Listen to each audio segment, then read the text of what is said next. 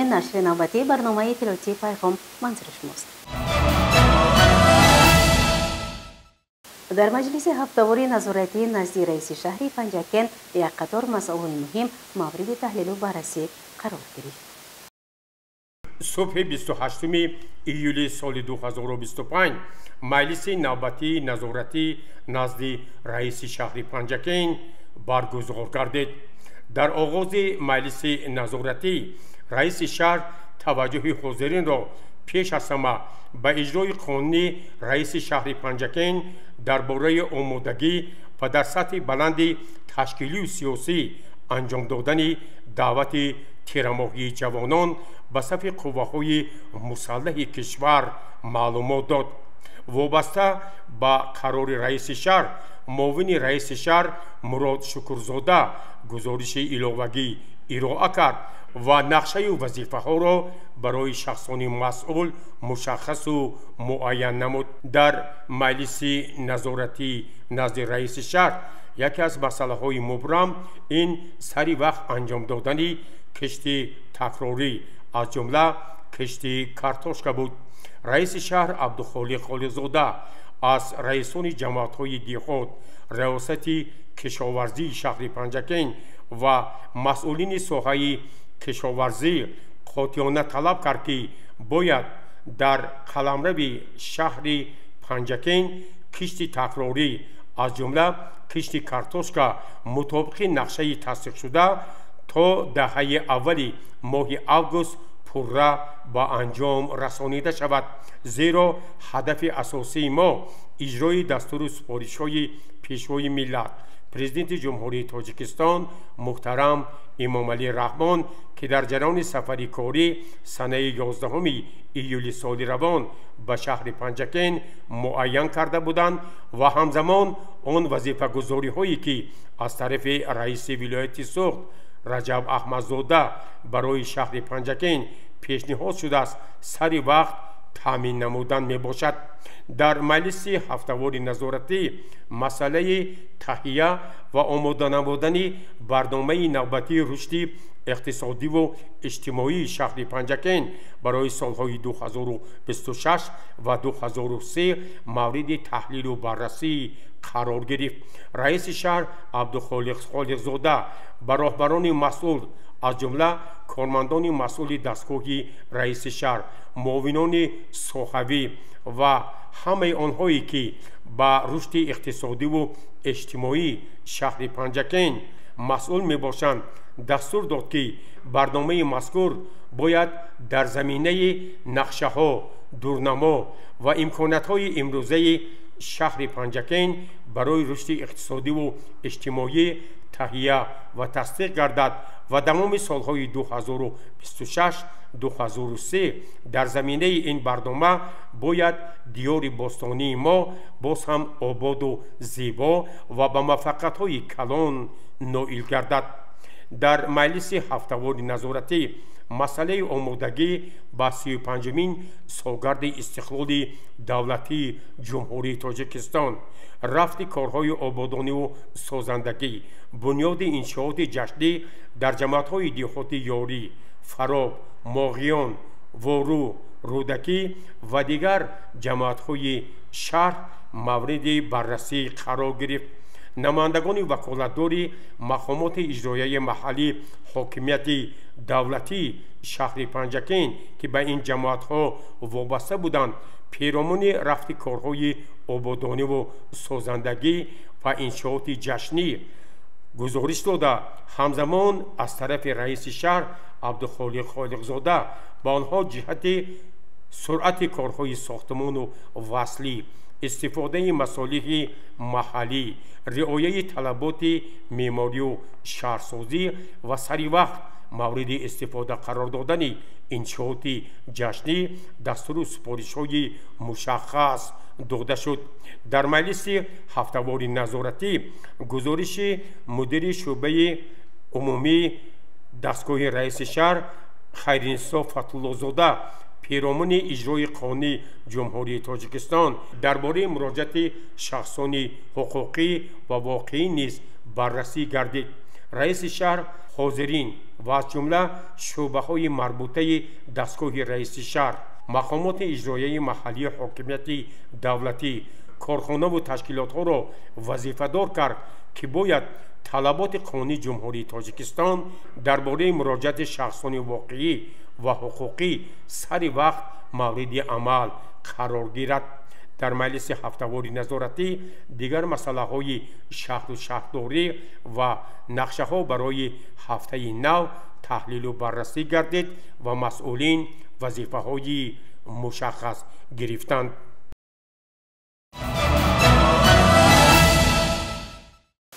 با اقدام صاحبکاران وطنی جهت سزاوار استقلال گرفتن جشن فرخنده دولت و ملت 35مین سالگرد استقلال دولتی جمهوری تاجیکستان در شهر پنجکند مرکز سودای اوریون با فعالیت آغاز نمود.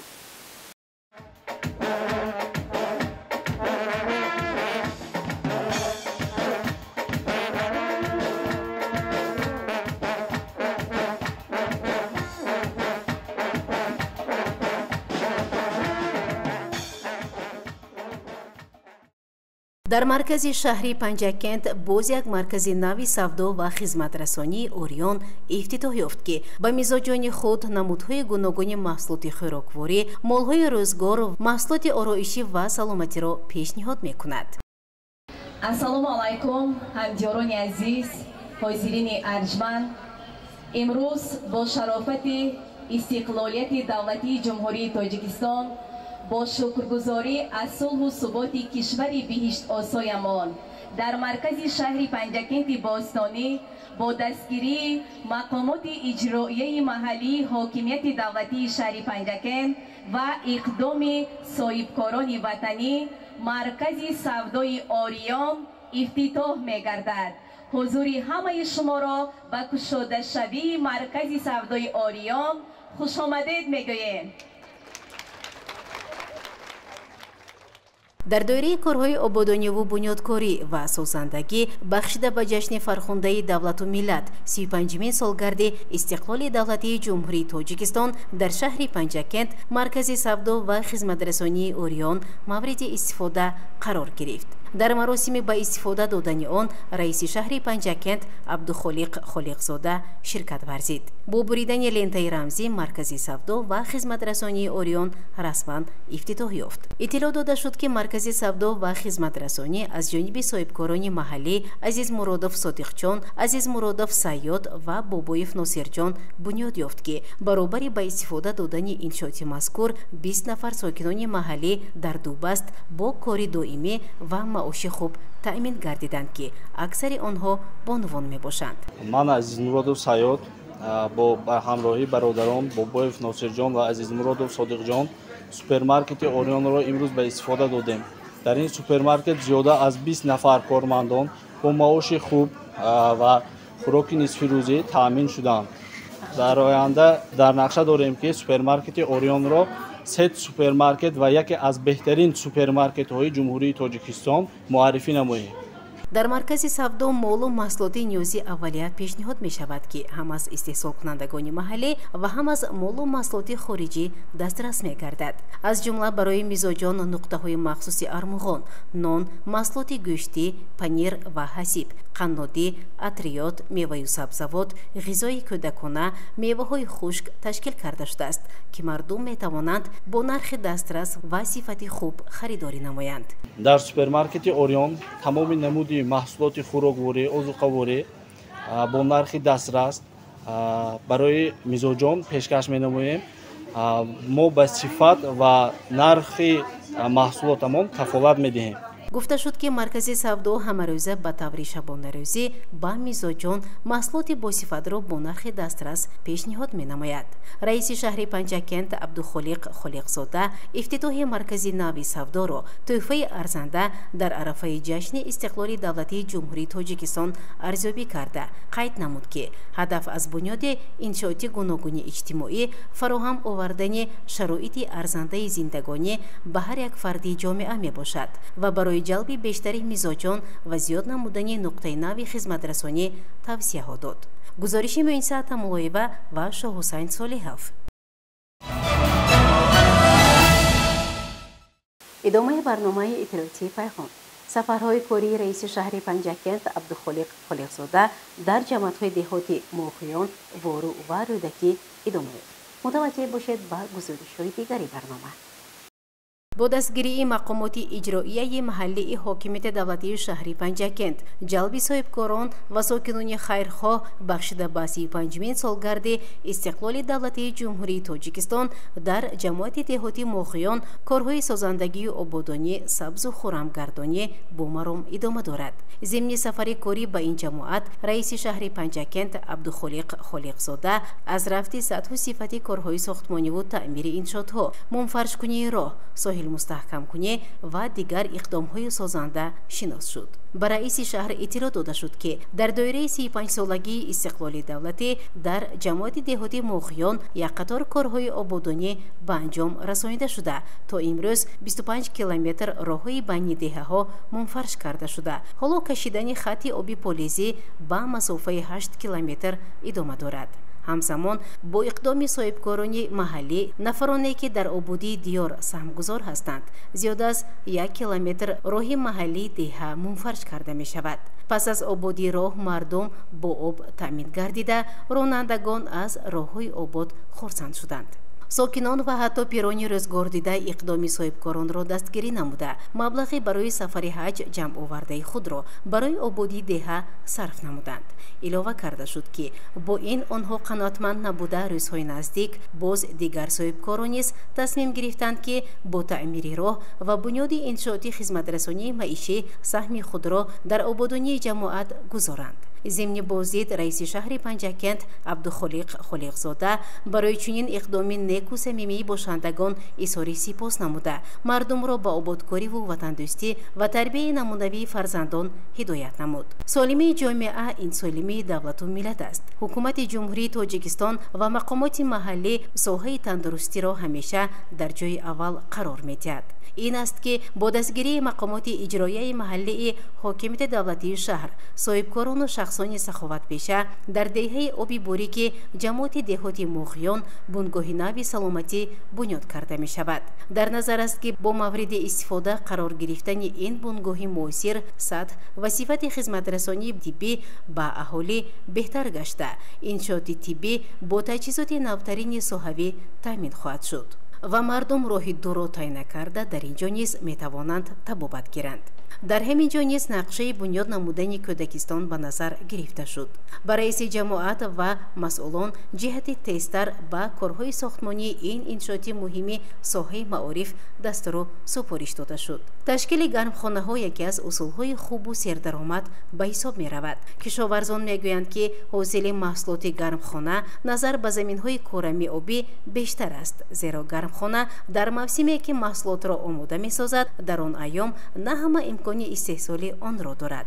صاحبکار محلی دلیر یوسفوف در مساحت 5 حصه زمین و ساکن دیگری ده دانیار مسلیموف که با سرمایه گذاری اتحاد اروپا در دایره برنامه رشد دهات در مساحت 105 متر کوادراتی برای استحصال غذای سالم گرمخانه موثر بنیاد کردند. ضمن بازدید رئیس شهر پنجکent با اقدام صاحبکاران و ساکنان جماعت دهات اظهار قناعتمندی کرد. چنین گرمخانه‌ها در دهه‌های حدود جماعت دهات زیادند و محصولات آنها همه روزه به ساکنان پیشکش کرده می شود. برای به دست آوردن حاصل فراوان، صادرات آن به بازارهای مرکزی و رشد ساحه کشاورزی دستور داده شد. گزارش مؤنسه مولوی شاه حسین صالحوف. مطابق نقشه کاری مقامات اجرایی محلی حاکمیت دولتی شهر پنجکent با مقصد وسعت کارهای آبادانه و سازندگی، استفاده عاقلانه آب و زمین، بهتر نمودن سطح و صفت زندگی در جماعت‌های دهات، سفر کاری رئیس شهر عبدالخالق خالقزاده در جماعت‌های دهاتی وارو و رودکی ادامه یافت. رئیس شهر عبدالخالق خالقزاده در جریان این سفر در جماعت دهاتی وارو در کارخانه معدن‌گدازی هرخناگاد که با نام کارخانه مشترک برادت تاجیکستان مشهور است، با نمایندگان شرکت‌های جمهوری مردمی چین و دیگر مسئولین جهت هرچه زودتر مورد استفاده قرار دادن این کارخانه مقتدری صنعت کوکی و معدنگذاری جمهوری تاجیکستان صحبت آشکارا انجام داد. برای شهر عبدالخالق خالقزاده اطلاع دادند که عین زمان کارهای اساسی از نو وصل و نصب کردن تجهیزات، خطهای استحصالی، بنیاد انشاءات علاوگی و سر وقت تامین نمودن این کارخانه مشترک صنعت معدن با اشیاء خام مورد نظر و اندیشیدن تدبیرهای مشخص قرار دارد و این کارخانه باید در وقتهای نزدیک به فعالیت استخراج معدن و کارکرد صنعتی آن آغاز نماید. در دهه نگنات جماعت دیهاتی رودکی رئیس شهر عبدالخالق خالقزاده با لایحه بنیاد بینای نوی مؤسسه تحصیلات میانه عمومی این دهه که نام فیض‌الله انصاری را دارد شناس گردید. رئیس شهر با مسئولین، بناکاران و معماران دستور داد که باید بنا از روی لایحه با صفت بلند و در مهلت پیشبینی شده مورد استفاده قرار داده شود، زیرا بنای قبلا اینجا عمل کننده به طلبات روز مطابقت ندارد و ما باید برای آموزگاران و خوانندگان در این دهه دوردست تمام شرایط و امکانات ها را برای تعلیم و تدریس فراهم آوریم، اظهار داشت عبدالخالق خالقزاده.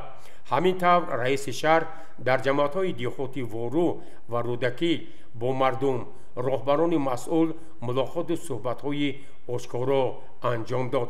همه آنها را به اجرای نقشه‌های آمادگی و 35 سالگی استقلال دولتی جمهوری تاجیکستان، بنیاد انشاءات جشنی، استفاده ثمرناک آب و زمین و باز هم آباد و زیبا ساختن همه دهه‌ها دعوت کرد و تاکید کرد که ما باید تمام جهد و تلاش‌های خویش را در اساس دستور و سفارش‌های پیشوای ملت پرزیدنت جمهوری تاجیکستان محترم امام علی رحمان و رئیس ولایت سوخت رجب احمدزاده مورد عمل قرار دهیم.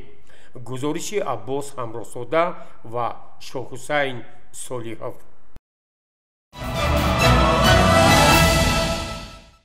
با اشتراک رئیس شهر پنجکند عبدالخالق خالقزاده، رهبریت حزب خلقی دموکراتی تاجیکستان در ولایت سوخت و شهر پنجکند، فعالیت کمیته اجرایی حزب خلقی دموکراتی تاجیکستان در شهر پنجکند دوام نیم سال اول جنبست گردیده نقشه وظیفه‌های من بعد معین شدند.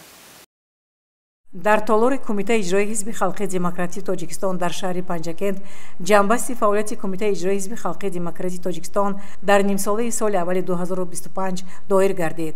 در آن رئیس شهر پنجکند عبدالخالق خالقزاده، رئیس کمیته اجرایی حزب خلقی دموکراتی تاجیکستان در ولایت سوخت سلیمزاده جهانگیر سلیم، راهبر دستگاه، مدیر شعبه تشکیلی و کار با کادرهای کمیته اجرایی حزب خلقی دموکراتی تاجیکستان در ولایت سوخت حبیبالله عمر، اینچنین اعضایان ریاست، یک قطار وکیلان مجلسی، وکیلان خلقی شهر و ولایت، رئیسان تشکیلات‌های ابتدایی حزبی، سابقه‌داران حزب، نمایندگان وسایط اخبار عموم اشتراک داشتند. در روزنامه مجلس مسائل زیرین پیشنهاد گردیدند. حسابات رئیس کمیته اجرایی عاید به نتیجه‌های فعالیت کمیته اجرایی در 6 ماه سال 2025، تصدیق نقشه چهاربینه‌های کمیته اجرایی حزب خلقی دموکراتی تاجیکستان در شهر پنجکند عاید به اجرای دستور و سفارش‌های پرزیدنت جمهوری تاجیکستان، پیشوای ملت، رئیس معظم حزب خلقی دموکراتی تاجیکستان محترم امام علی رحمان در مجلس وسیع کمیته اجرایی مرکزی حزب خلقی دموکراتی تاجیکستان از 17 یونیو سال 2025 عاید به مراجعتنامه حزبیان از جانبداری شهر پنجکند عاید دستگیری نمودن طریق دستجمعانه ساخته با استفاده دادن بنای ماموری کمیته اجرایی حزب خلقی دموکراتی تاجیکستان در ولایت سوخت، رفت فعالیت ستاد آبونه بر روزنامه‌های حزبی منبر خلق، سخن خلق و مرام خلق برای سال 2026، تصدیق نقشه کاری و خوانش‌های سیاسی در نیم ساله دوم سال 2025. масъалаи ташкилӣ. аз рӯи масъалаи якуми рӯзнома Муродзода Масона раиси кумитаи иҷроии ҳизби халқии демократии Тоҷикистон дар шаҳри Панҷакент баромад намуд. Сипас Мизробзода Мақсудҷон сарвари муассисаи давлатӣ осорхонаи тарихиву кишваршиносӣ ба номи Рӯдакӣ, Маҷидова Фарзона раиси ташкилоти ибтидоӣ, Шавкат Авицина шаҳри Панҷакент ба музокира баромада фикру андешаҳояшонро баён намуданд. аз рӯи масъалаи дуюми рӯзнома тасдиқи нақша чорабиниҳои кумитаи иҷроии ҳизби халқии демократии Тоҷикистон дар шаҳри Панҷакент оид ба иҷрои дастуру супоришҳои президенти ҷумҳурии Тоҷикистон, пешвои муаззами миллат, раиси ҳизби халқии демократии Тоҷикистон муҳтарам Эмомали Раҳмон дар маҷлиси васеъи кумитаи иҷроии марказии ҳизби халқии демократии Тоҷикистон аз 7 июни соли 2025 Мутрибов Алишер, мудири шӯъбаи тарғибот ва иттилооти кумитаи иҷроия аз рӯи масъалаи сеюми рӯзномаи оид ба муроҷиатномаи ҳизбиён ва ҷонибдории шаҳри Панҷакент оиди дастгирӣ намудан тариқи дастаҷамона сохта ба истифода додани бинои маъмурии кумитаи иҷроии ҳизби халқии демократии Тоҷикистон дар вилояти Суғд Ансори Муаззамхон, ректори донишкадаи омӯзгории Тоҷикистон дар шаҳри Панҷакент Умед Раҳимов сартабиби беморхонаи марказии шаҳр сухан гуфта изҳори сипос намуданд. дар маҷлис ба як гурӯҳ фаъолон шаҳодатномаи ҳизбӣ ва сипосномаи кумитаи иҷроии ҳизби халқии демократии Тоҷикистон дар вилояти Суғдро супорданд. ҳамин тавр ҳамаи масъалаҳое ки дар рӯзнома пешбинӣ карда буданд мавриди баррасӣ қарор дода шуданд.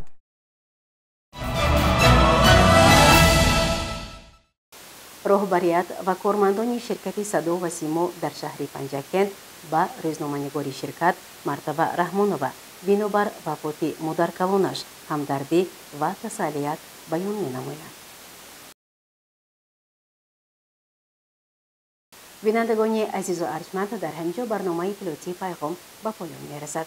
барои ҳар яки шумо саломатиро хоҳонем. хайр, шоду пирӯз бошед.